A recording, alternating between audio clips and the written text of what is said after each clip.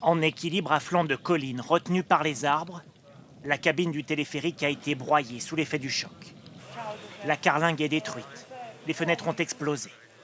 Sur les 15 passagers, 13 sont décédés. Les corps sont évacués avec précaution sur ces civières. Dans cette zone escarpée, les secouristes italiens constatent la violence de l'accident. Les riverains ont entendu un énorme vacarme. J'ai entendu un énorme boom. J'ai eu l'impression que quelque chose roulait, puis un autre coup.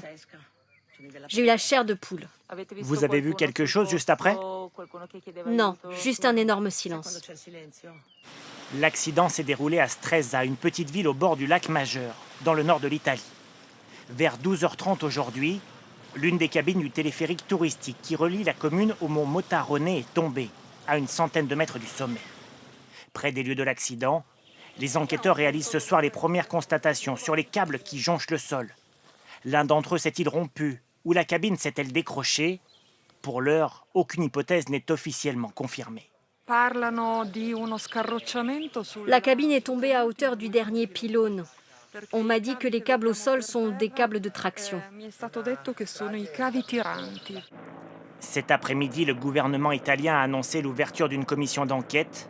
En Europe, c'est l'accident de téléphérique le plus meurtrier depuis plus de 20 ans.